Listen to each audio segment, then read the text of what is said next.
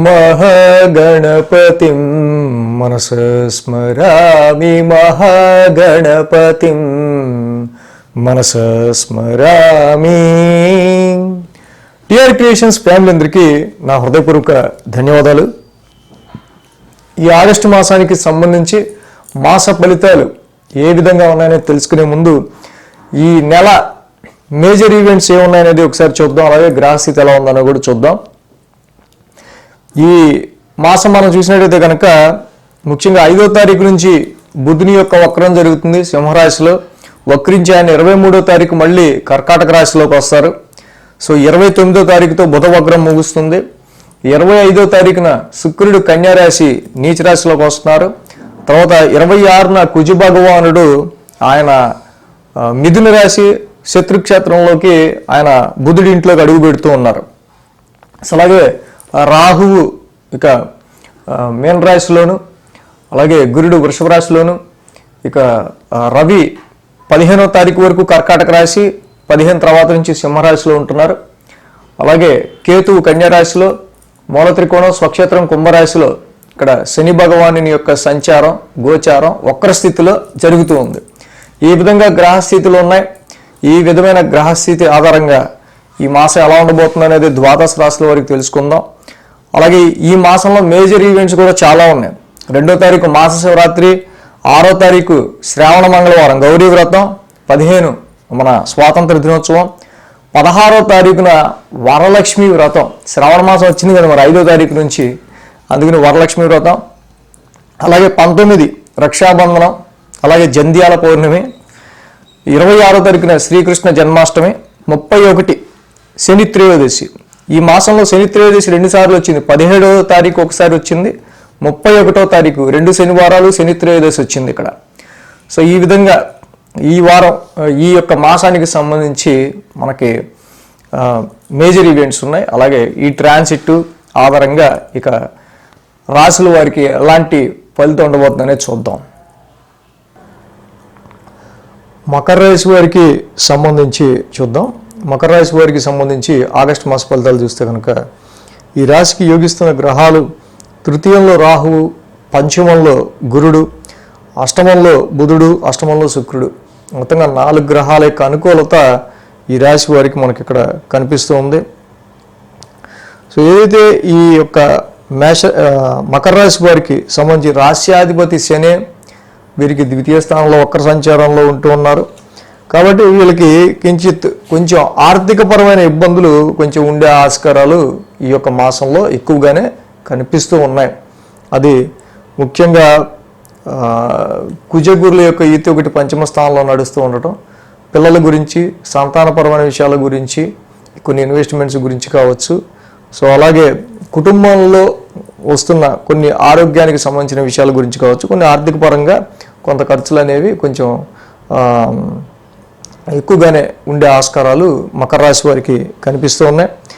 అదేవిధంగా ఈ రాశికి ఎన్ని ఖర్చులు ఉన్నప్పటికీ ముఖ్యంగా మనం తీసుకోవాల్సిన 5మ గురు యొక్క శుభ గోచారం వీళ్ళకి మకర రాశి వాళ్ళకి అనుకూలమైన ఫలితాన్ని ఇస్తుందని మనం చెప్పచ్చు.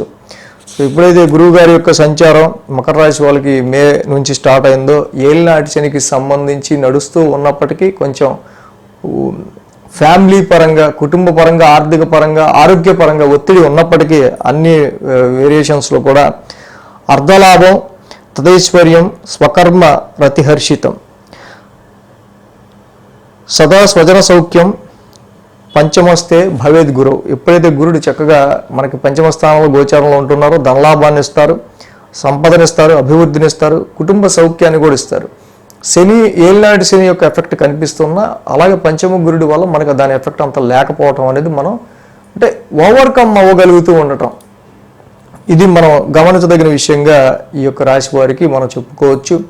సంతానపరమైన విషయాల్లో కుజుడి యొక్క ట్రాన్సిట్, కుజుడి యొక్క గోచారం కూడా కొంతవరకు మకర రాశి వారికి ఇక్కడ 5మ స్థానంలో నడుస్తూ ఉండటం వల్ల సో ఇక్కడ కుజుడు ఏమో కొంచెం అనుకూలతను తగ్గిస్తుంటాడు. సంతానపరమైన విషయాల్లో పిల్లల్లో మొండితనాన్ని, పెంకితనాన్ని కావచ్చు, ఇన్వెస్ట్మెంట్స్ విషయాల్లో మీకు చేతికి ఆ టైం డబ్బులు అందే విషయంలో కావచ్చు, వీటి విషయాల్లో కొంచెం ఆటంకం వస్తూ ఉంటుంది. బట్ గురుడు 5మ స్థాన స్థితి ఏదైతే ఉందో మళ్ళీ వీటిల్లో పాజిటివ్ రిజల్ట్స్ ఇస్తుంది. కాబట్టి 2 ఎఫెక్ట్స్ కూడా ఇక్కడ కుజగురుల యొక్క ఇతి వల్ల మనం చూస్తూ ఉండొచ్చు.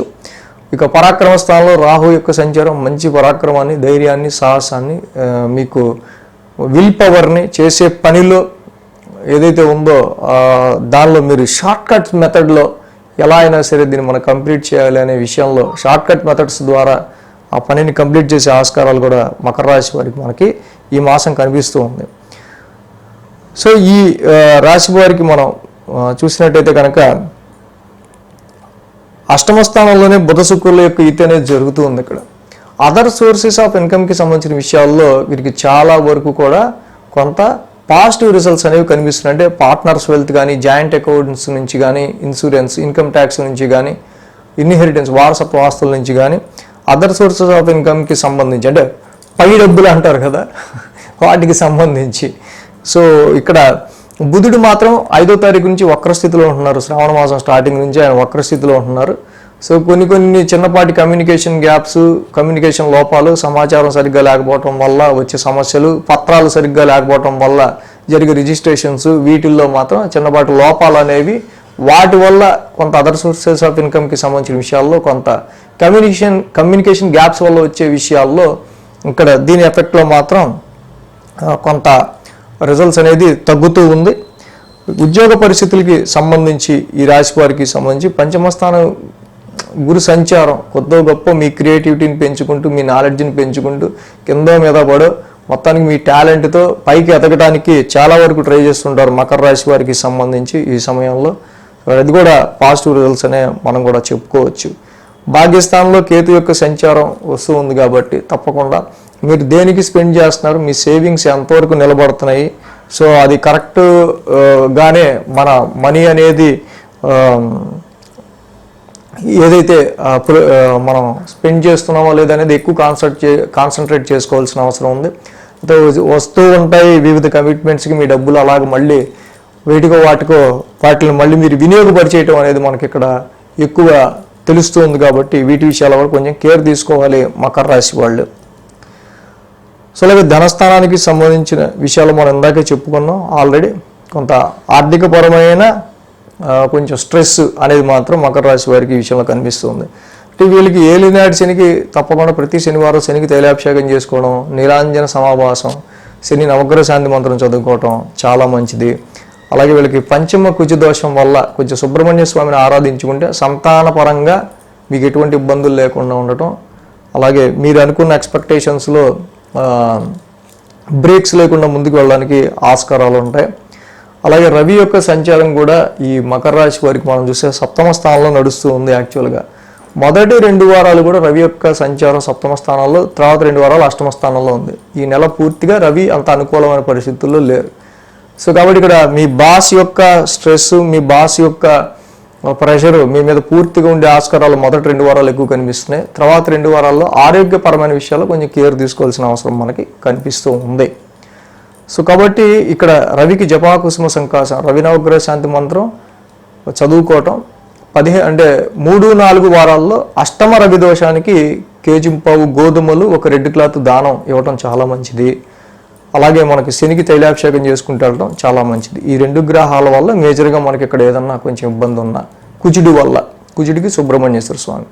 సో ఇక్కడ కుజుడి వల్ల, పంచమ స్థానంలో కుజుడి వల్ల ఎప్పుడు ఇబ్బంది రావచ్చు, ఏలినాటి శని వల్ల ఏ వారంలో ఇబ్బంది రావచ్చు, అష్టమ రవి వల్ల ఎప్పుడు మనకు కొంచెం నెగిటివ్ ఎఫెక్ట్స్ ఉంటాయి. ఇవి ఏ వారంలో ఏది మనకి మేజర్గా ఉంటుంది అనేది వీక్లీ రాశి ఫలాల్లో బాగా తెలుస్తుంది. కాబట్టి అది కూడా ఫాలో అవటం వల్ల ఒక మంచి బ్యాలెన్స్డ్గా మనం నిర్ణయాలు తీసుకోవడానికి మనకి ఉపయోగపడుతుంది. So thanks for watching TR creations. ధన్యవాదాలు. ఈ వీడియో కనుక మీకు నచ్చినట్లయితే లైక్ చేయండి, షేర్ చేయండి. మరిన్ని అప్డేట్స్ కోసం సబ్స్క్రైబ్ చేయడం మాత్రం మర్చిపోకండి.